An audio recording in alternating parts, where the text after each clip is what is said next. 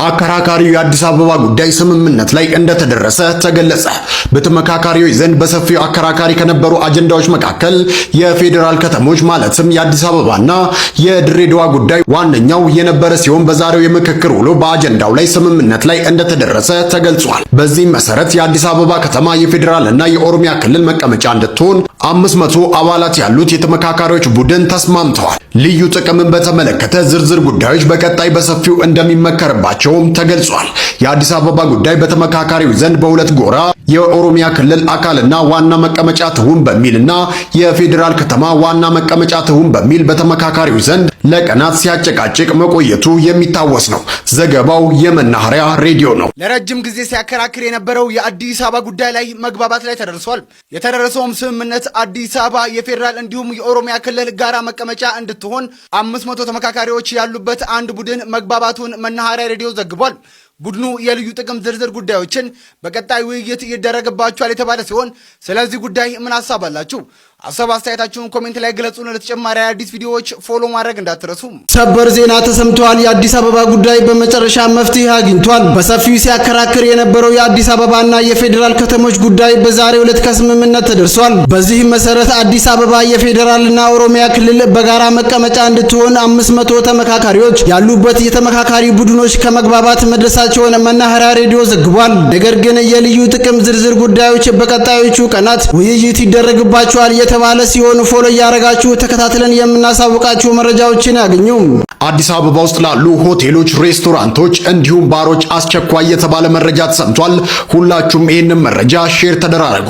በአዲስ አበባ ከተማ በሚገኙ ባሮች፣ ሬስቶራንቶችና ሆቴሎች ውስጥ በሚሰሩ ሴት የመስተንግዶ ሰራተኞች አለባበስና ጌጣጌጥ አጠቃቀም ላይ የተደነገገው አዲሱ ደንብ ቁጥር 188/2017 በሙሉ አቅሙ ወደ ትግበራ መግባቱ ተገልጿል። በደንቡ የተከለከሉ ጉዳዮች ምንድናቸው? አንደኛ ከጉልበት በላይ የሆኑ አጫጭር ቀሚሶችን መልበስ፣ ሁለተኛ የደረት ክፍልን ክፍት የሚያደርጉ አልባሳትን መጠቀም፣ ሶስተኛ ከጋብቻ ቀለበት ውጪ በሚታዩ የሰውነት ክፍሎች ላይ ጌጣጌጥ ማድረግ፣ ደንቡን በማያከብሩ የመስተንግዶ ተቋማት ላይ እስከ 50,000 ብር በሚደርስ የገንዘብ መቀጮና ተጨማሪ አስተዳደራዊ እርምጃ ይወሰዳል ተብሏል። ይህም መረጃ እንዳትቀጡ ሼር ተደራረጉ። ይህችን እህታችን በካሊፎርኒያ ተቀጠፈች። በአንድ ምሽት የጨለመው ብሩህ ተስፋ። የ26 ዓመቷ ወጣት ሜሮን ጸጋዬ አሳዛኝ ህልፈት። እስከ መጨረሻው ተከታተሉት።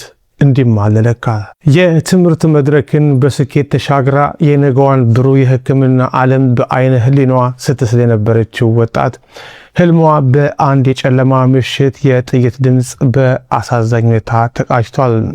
ቅዳሜ ኦገስት 8 2026 ምሽት በካሊፎርኒያ ፍሬዝኖ ከተማ በተዘጋጀ የቤት ውስጥ ድግስ ላይ በተፈጠረ ድንገተኛ ጸብ በሕክምናው ዘርፍ ትልቅ ተስፋ የጣለባት የ26 ዓመቷ ሜሮን ጸጋዬ በግፍ ተገላለች። በፍሪዝኖ ፖሊስ መርማሪዎች ማረጋገጫ መሰረት አሳዛኙ ክስተት የተፈጠረው ሜሮን ከተጠርጣሪዋ የ24 ዓመቷ ኔማዲያ ኒክሰን ጋር ኃይለኛ የቃላት ልውውጥ ውስጥ ከገቡ በኋላ ነው። ጭቅጭቁ ወዲያውኑ ወደ አሰቃቂ ጥይት ድምፅ ተቀየረ። ሜሮን በጥይት መመታቷን ያዩ የድግሱ ታዳሚዎች ህይወቷን ለማትረፍ ባደረጉት የሞት ሽረት ትግል በመኪና ወደ ሆስፒታል ይዟት ሲበሩ ከምሽቱ 3 ሰዓት ገደማ ፍሩትና ሺድልስ አቬኖ አካባቢ በድንገት ከእሳት አደጋ መከላከያ ተሽከርካሪና ከድንገተኛ አደጋ ሰራተኞች ማለትም ኢኤምኤስ ጋር ተገናኙ። የድንገተኛ አደጋ ባለሙያዎች ወጣቷን ህይወቷን ለማትረፍ ከፍተኛ ጥረት ቢያደርጉም ሜሮን የደረሰባት የጥይት ቁስለት እጅግ ከባድ በመሆኑ ህይወቷ አልፏል። ሜሮን ጸጋዬ በነገዋ ላይ ብሩህ ተስፋ ነበራት። ለስኬት የምትተጋና ቤተሰቦቿን የምታኮራ ወጣት ነበረች። እንደ አውሮፓውያን አቆጣጠር በኦገስት 2023 ከካሊፎርኒያ ስቴት ዩኒቨርሲቲ በኪኔዚዮሎጂና የአካል ብቃት ሳይንስ ትምህርቷ አጠናቀች ሲሆን በምረቋ ዕለትም በቤተሰቧ ታሪክ የመጀመሪያዋ የምረቃ ካባ ለባሽ መሆኗን የሚገልጽ ፈርስት ጄኔሬሽን የሚል ጽሑፍ በኩራት አጥልቃ ነበረ። ሜሮን ከዩኒቨርሲቲ ትምህርቷ ጎን ለጎን በማክዶናልድስ ምግብ ቤት ውስጥ ለዓመታት ሰርታ እስከ ምክትል ዋና ስራ አስኪያጅነት እርከን የደረሰች ጠንካራ ሰራተኛ ነበረች። ህይወቷ ባለፈበት ወቅት ደግሞ በፍሬዝኖ የልብ ቀዶ ጥገና ሕክምና ሆስፒታል ውስጥ የአካል ብቃት ሕክምና ወይም ፊዚካል ቴራፒ ረዳት በመሆን ሙያዊ ህልሟን እያሳደገች ትገኝ ነበረ። የሜሮንን ድንገተኛ ሞት ወዳጅ ዘመዶቿን በከባድ ሀዘን ውስጥ ጥሏል።